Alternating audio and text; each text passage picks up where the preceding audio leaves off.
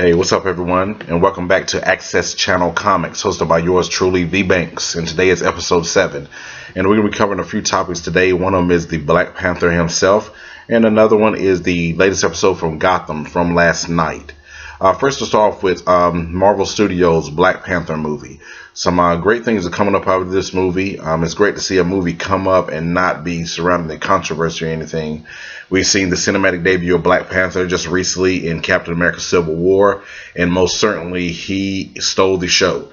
He is one of the characters who stole the show. The great thing about this movie, as I've said time and time again, and you may have heard, and if you've seen it, you notice all these multiple characters in one movie. And it wasn't too crammed, and it worked out lovely. We've had movies like that before, some of the X-Men movies, the Lord of the Rings movies, but this was an all-star camp, again, from Marvel, and Black Panther's one of the ones so show, just as Spider-Man did and also Ant-Man did. But focusing on Black Panther today, one of the breaking news stories is Michael B. Jordan may be joining the class of Black Panther. And that is a big casting. I really like that myself. I'm a Michael B. Jordan fan, just as I am a Chadwick Boseman fan. And Chadwick Boseman does a great job as T'Challa, Black Panther. And Michael B. Jordan, a question mark about that is, which is so huge, is because, as many of you know, last year he was involved in the Fantastic Four franchise, which didn't turn out too well. It was a reboot of the Fantastic Four.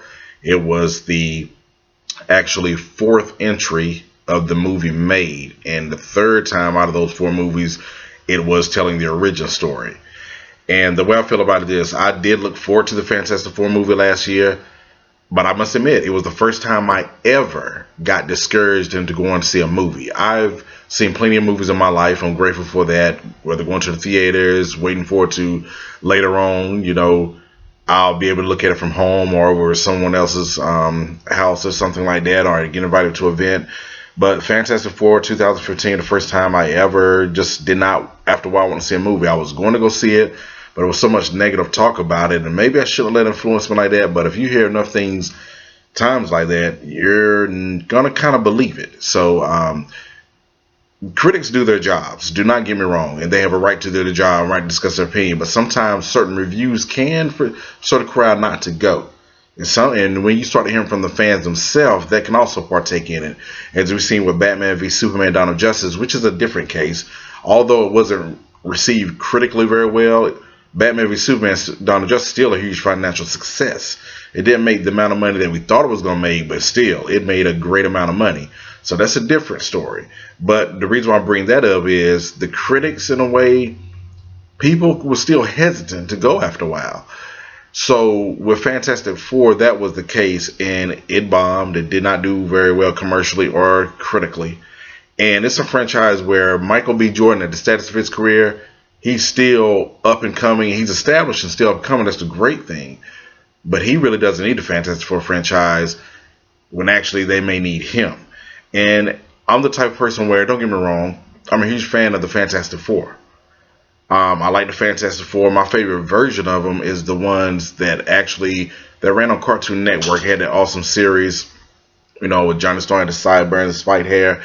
Me personally, I still wanted my white Johnny Storm, but at the same time, I didn't get too caught up in that. I said Michael B. Jordan's cast at him. I like Michael B. Jordan. It didn't really persuade me that it was going to be an African American actor playing him. He did a pretty decent job with what he had to work with. I did see the movie later on. I actually rented it from Redbox. You know what I'm saying? I said, let me just rent it. I don't really rent from Redbox anymore like I used to, but I saw it on the thing. I said, just rent it. The first beginning of the movie, I did see what people say. It was actually a pretty okay movie. But the second half of the movie, when it went and got their powers and everything, that's when it seemed like a totally different movie, and it really showed that it wasn't going to hold up. Me personally, I would love for the Fantastic Four rights to go back to Marvel Studios, because I feel like Fox has had their opportunity, and now it's been talk of a sequel being made, and they want the same cast, make it colorful. Well, it's kind of like, how colorful do you want it to be? Do you want it to be colorful like when, for example, Chris Evans was a part of it? Of course, now he's playing Captain America. And don't get me wrong, even back then, I felt Chris Evans did a good job. What people got to understand is actors work with what they're given, and they could turn it into something. But that wasn't well received either. However, it was better well received than last year's Fantastic Four. So the reason why I want to go to Marvel Studios, I think having the Fantastic Four interact with the other Marvel characters, how Spider-Man is finally getting a chance to now, that would be a great setting. Or maybe Fox could work out a deal with Disney similar to what Sony did, you know. But there is some bad blood, from my understanding, between Fox and Marvel. So that's the tough thing about copyrights and everything. But I just don't think with Fox making a Fantastic Four movie, whether it's a year or two from now, I just don't think it's a good idea. And don't get me wrong, I could be wrong. Hey, maybe I want to be wrong. I wanted to turn out to be a real good success. But the thing about it is, I really don't think anyone's interested in seeing another Fox's Fantastic Four movie. Now, if you say Marvel's Fantastic Four or Marvel Studios over at Disney, and they see Fantastic Four kind of, interacting with Iron Man, or, finally getting on the big screen with Spider-Man, getting to meet Captain America, I think people will really, really love that. Imagine scientific stuff, Reed Richards and Bruce Banner talking, or Scott Lang, something like that, the Ant-Man. That would be pretty cool. I would love to see that. I'm not saying it's going to happen, but hey, maybe it will. But to get off that topic, back to Michael B. Jordan, he is possibly joining the cast of Black Panther. And so that's kind of like, in a way, kind of doing what Chris Evans did, kind of, He wouldn't be in the main starring role. That's Chadwick Boseman's honor. But I was thinking about who could Michael B. Jordan be playing. I didn't want to get caught up in making any assumptions. You can have your picks. Me personally, it could be pretty cool if he played Killmonger, Eric Killmonger. For many of you may not know, Eric Killmonger's history is he is one of Black Panther's most physical enemies. Sort of like how physical Bane is to Batman, Doomsday is to Superman, and that type of thing. Venom is to Spider-Man. You have these villains where sometimes great villains, take Batman for example, best rogues gallery of villains of all time, but a lot of them can't match him physically in fighting, with the exception of a few, and Bane is one of them. And that's what makes it interesting. So Killmonger can actually match Black Panther. He's like the evil version of Black Panther. And his mythology and the history, Claw, Cassius S. Claw, he set up a plan to attack Wakanda, and he got Killmonger's father in on it. So it was kind of like a betrayal thing, where, Claw and them got defeated, and Killmonger's father died in the process. And, the king of Wakanda, exiled Killmonger and his family. Killmonger wound up going to the city in Harlem, New York, if I'm not mistaken. And he prepared, trained his mind mentally, and got his body physically ready to seek out revenge on T'Challa and his family. And so, great butting of the heads, great rivalry there. That is a possibility Michael B. Jordan could wind up getting cast as that character. That would be exciting. I haven't seen every Michael B. Jordan movie, but I've seen a lot of his work, and I'm a big fan of it. I've always known him to play fan favorites, the babyface, the good guy, as wrestlers would say. Don't get me wrong, some of his good guys have bad attitudes. You see kind of the temper he had in Creed, which was phenomenal, but he always plays good guys, so it would be interesting to see him play a total bad villain. But then again, he may not play that. I remember some years ago when The Dark Knight Rises was getting built up and casted, Tom Hardy had joined the cast. A lot of people were excited, but people were like, okay, who will he be playing? A lot of people thought he would probably be playing a new version of Harvey Bullock. But he got cast as Bane. No one saw that coming. And of course he turned out to do one of the greatest villain roles of all time with that. So we'll just have to wait and see. So put your comments at the bottom what you think about Michael B. Jordan possibly joining the cast of Black Panther. Do you want to see him still interact in the Fantastic Four? And if he's joining the cast of Black Panther, who would you like to see him play? The character, So that would be very interesting. I look very forward to that. Now, moving right along to the DC side of things, Gotham. Gotham, a new episode last night. Really a very good, solid episode. A lot of familiar faces in the episode. And this season now is getting to the point of the second part of the season. You start noticing a lot of familiar faces from season 1 come back, which is a great thing. Because you're kind of like, wow, how would this character pair up against this one? It was great to see Carmine Falcone come back and help get Jim Gordon out. And you've seen now recently, when Hugo Strange them bringing Theo Gallivan back as Azrael, but now his character is finished.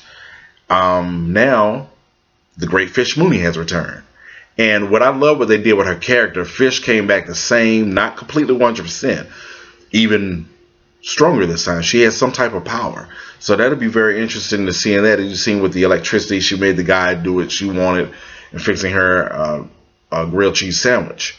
And it was this power where, she touched him. It went sort of into him and influenced him. Kind of like a Purple Man power, except Purple Man does it when you're in a certain amount of feet. You have Jessica Jones enemy from Marvel.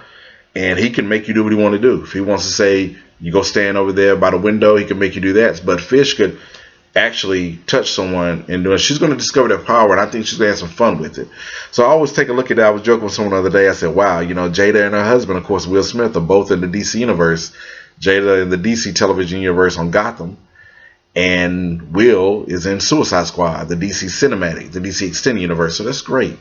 But some other key things to the episode, very huge thing. If you notice the costume she was wearing, it looked like some type of armor, and it kind of had a resemblance of like owl stuff. And when you think about owls in a Batman universe, you think of either two things. That's Owlman from an alternate universe, Thomas Wayne Jr. and like Batman's evil, like twin-like brother in a sense. Well, maybe not twin, but evil like brother. Or you think about what everyone really wants, the Court of Owls. The Court of Owls, and the storyline of the Night of Owls and the DC comic books and the DC-52 in the last couple of years has been an awesome title. It's been great. One of the best stories ever in the Batman mythology, which Scott Snyder had created and went with. It was so refreshing because you think about it, Batman has the best Rogues Gallery villains, the greatest of all time. How could it even get better? He added a new twist on things and incorporating the story. Like, what if these villains were in Gotham the whole time, way before Bruce Wayne had came and was born, way before the Joker and the Penguin and all these had come around? They could have been existing way back when the generations when the League of Assassins were created. I always wanted to see a showdown between them and the League of Assassins too, but that's something that's never really been touched upon, not to my recollection. But anyway, the Court of Owls, they're also featured on Batman vs. Robin, the animated DC Comics movie. That's a great way to learn about them also. Great way to learn about them in the Court of Owls, the Night of Owl books also. Huge storyline. And if you notice the owl mask, Hugo Strange and his assistant is like reporting into them. So it's something to do with the Court of Owls. I definitely want to see where they're going to take it. Because, Batman and Talon got into it in the comic books. Talon really took it to Batman. But when Batman got that burst of energy, Batman beat Talon down like it was a stepson. The old phrase. Batman really took it to him and really took him down and showed why he is the Batman. But it's a great storyline, and they're incorporating this in the show. And if you also notice on the show that Hugo Strange is doing some cloning. And that's also very interesting. And at the end, putting on the mask, how he made the guy turn out to look like Gordon and putting the wig on. So it's going to be interesting. How long is the real Gordon going to be locked away while this fake Gordon is running around? Very interesting. It's a lot of things about this episode I really like. They switched up and did some new things, like Harvey Bullock acting as in charge as the police captain. And they say, how long are you going to be acting as police captain? He said, you think he's going to write to this person comes back or this person gets brought. He said, to whoever wants the job. He doesn't care if a civilian, someone from the street wants it, he'll give it up. But that was a great thing. You could also see it was so great how Riddler is becoming more twisted. And he captured in the room Bruce and Lucius Fox. So some interesting stuff going on Gotham. I'm very looking forward to going to take it. I really like this episode again. I'm a fan of Gotham, a huge fan of Gotham. There are a lot of people. Gotham has a good fan base. It's not the biggest in the world. And that's shocking because it's a Batman type piece. But here's what people have to realize. This is a different and another universe of Batman. Batman doesn't exist, or at least not yet, in this world. This is Gotham. This is mainly about the city. This is about seeing it in a way through Gordon's eyes, similar to Batman Year One, but this is a young Gordon. We're starting out, progressing. Bruce Wayne, he was a boy growing into a teenager shortly after his parents' death, showing how Alfred raised him. That's what I like about this, because those years, we didn't get to see that. And now we're getting to see a lot of that. It's like in Batman Begins, the original story was finally told, how Bruce Wayne became the Batman. Now we're getting to see what happened even between those before he went off and got older and as a young man and traveled around the world and got trained by the world's best fighters and met so many interesting people. So that's what I think. That's what I like about Gotham. I think people, you got to get out of your head of saying, well, Batman isn't here. He's there, but he's not there. Bruce Wayne is there, but this is a different take. Sometimes in comic books, they do things like that. I remember a Marvel animation some years ago called Iron Man Armored Adventures. People had their mixed feelings about that, but it's a younger version of Tony Stark. No mustache. He's a kid in high school. It's kind of a Peter Parker trait thing. He's in high school. Sometimes this is happening. You have alternate universes in comic books, and you can put your twist on these characters. You can create your own thing.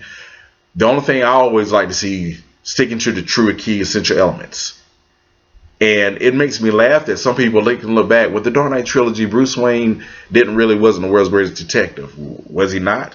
Don't get me wrong. In a movie, you have to understand why they cut down on certain things. Don't get me wrong. I love to see, and I want to see in the next time Batman is on big screen, definitely those detective skills used.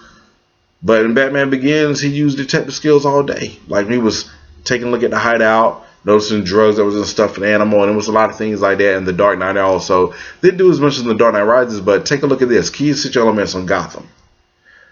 Young Bruce is already preparing himself. He's been preparing himself with the pain and everything, like they said in season 1.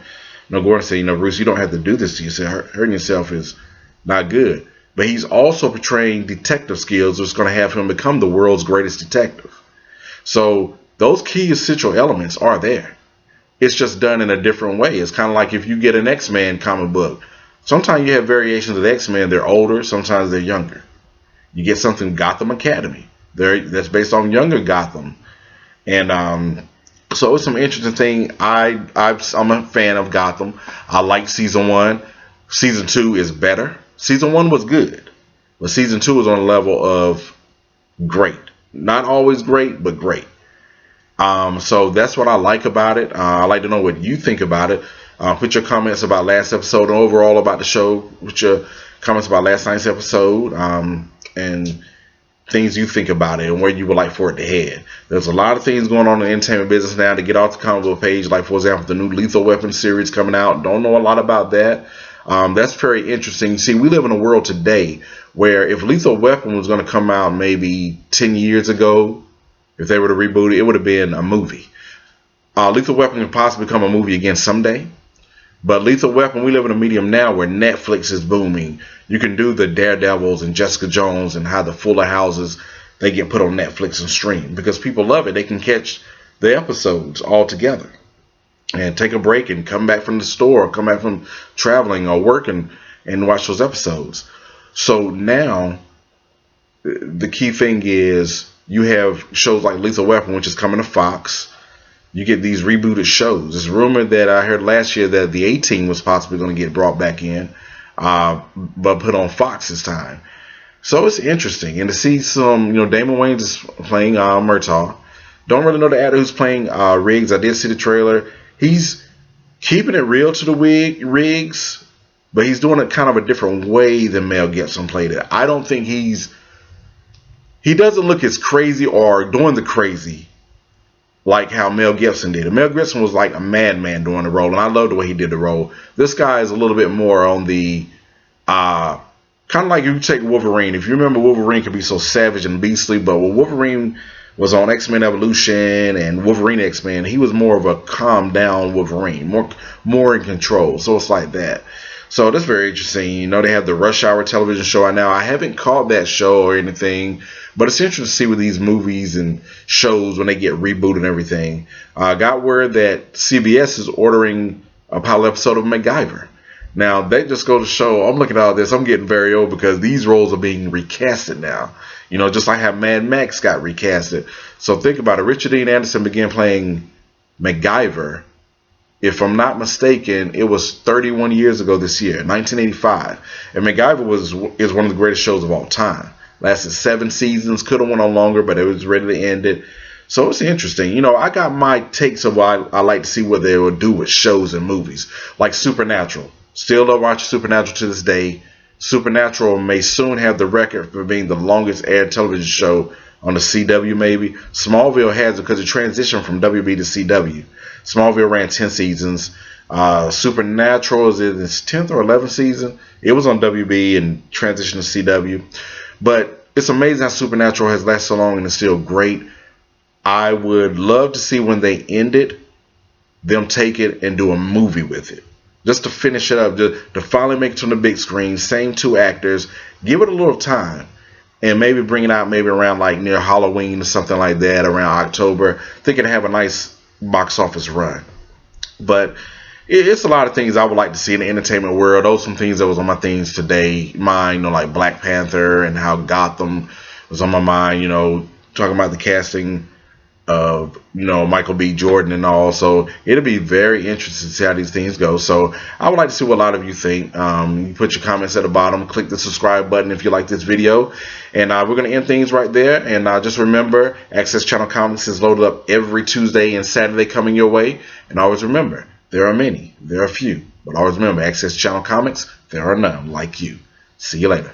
Peace.